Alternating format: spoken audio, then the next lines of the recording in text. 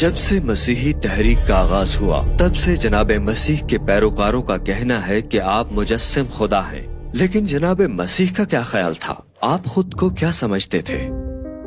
متنی تنقید اور تاریخ کے جدید مطالعے کے عروج کے ساتھ مورخین اس سوال کو کھولنے کے لیے اوزار تیار کر لیے ہیں۔ آج جناب مسیح ناصری داغدار شیشے کی کھڑکی میں محض ایک شخصیت نہیں ہے، بلکہ تاریخ کی ایک حقیقی شخصیت ہیں جن کی زندگی کا مطالعہ تاریخی طور پر کیا جا سکتا ہے۔ بس آئیں ہم انجیل شریف کا جائزہ لیں، الہامی صحیفے کے طور پر نہیں بلکہ قدیم دستاویز کے عمومی مجموعے کے طور پر، اور آئیے ہم ان پر ان معیاری جانچ پڑتال کا اطلاق کرتے ہیں جو ہم کسی دوسرے قدیم وسائل کے حوالے سے استعمال کریں گے۔ جب مورخین تاریخ کے جناب مسیح کی تفتیش کرتے ہیں تو ان کو کیا ملتا ہے؟ اول، جناب مسیح نے دعویٰ کیا کہ وہ مسیح ہیں۔ جناب مسیح کے زمانے کے لوگ مسیح موعود کے منتظر تھے جو داؤد بادشاہ کی نسل سے ہوگا، ایک جنگجو بادشاہ جو اسرائیل کے لیے فوجی فتح اور روحانی تجدید لائے گا، اور وہ زکریا نبی کی قدیم نبوت سے واقف تھے۔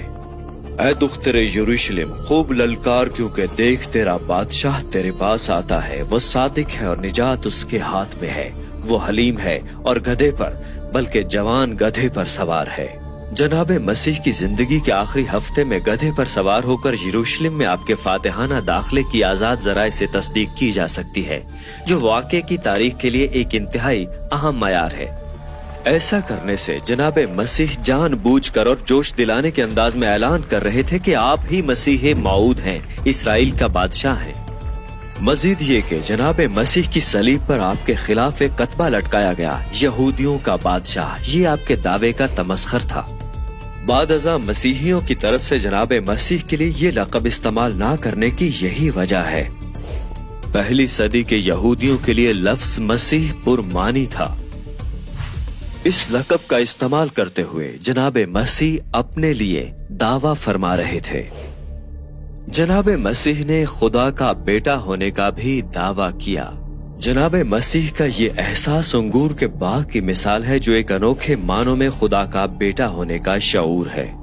یہ مثال جناب مسیح کے تدریس کے انداز سے مماثلت رکھتی ہے اور یہودی تصور کو اپنے عہد کے خاص طور پر استعمال کرتی ہے، جیسے اسرائیل بطور تاکستان، خدا بطور باپ، اس وقت کے مذہبی پیشوا کرایہ دار، اور خدا کے نبی بطور خادموں کے بھیجے گئے۔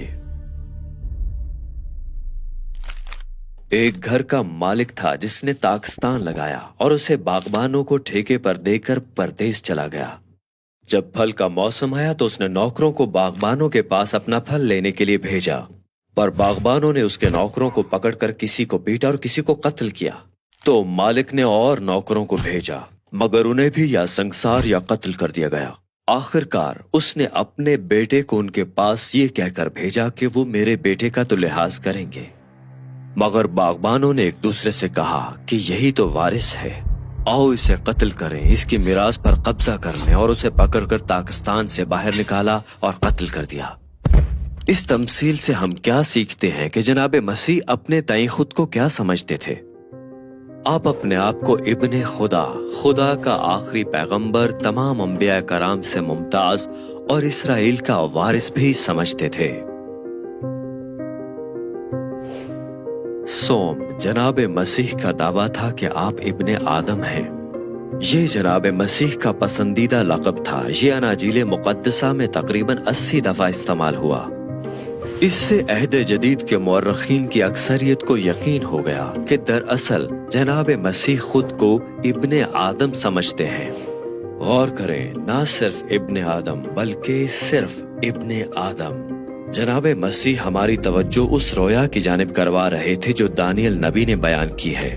میں نے رات کو رویا میں دیکھا اور کیا دیکھتا ہوں کہ ایک شخص آدم ذات کی مانند آسمان کے بادلوں کے ساتھ آیا اور قدیم الایام تک پہنچا۔ وہ اسے اس کے حضور لائے اور سلطنت اور حشمت اور مملکت اسے دی گئی تاکہ سب لوگ اور امتیں اور اہل لغت اس کی خدمت گزاری کریں۔ جناب مسیح کے مقدمے کی سماعت کے وقت یہودی سردار کاہن نے آپ پر الزام لگایا، کیا تو خدا کا بیٹا مسیح ہے؟ آپ کے جواب نے شک کی کوئی گنجائش نہ چھوڑی۔ میں ہوں، तूने खुद कह दिया, बल्कि मैं तुमसे कहता हूँ कि इसके बाद तुम इब्ने आदम को कादिर मुतलक की दाहिनी तरफ बैठे और आसमान के बादलों पर आते देखोगे। तीनों अलकाबात का इतलाक करते हुए आप अपने इल्जाम लगाने वालों के लिए गैर यकीनी शराइत में दावा कर रहे थे कि आप खुदा हैं। इसमें कोई ताज्जुब नहीं कि यहूदी अदालत ने आप पर कुफ्र बकने का इल्जाम लगाया और आपको मौत की सजा सुनाई। मगर बात यहाँ खत्म नहीं हुई।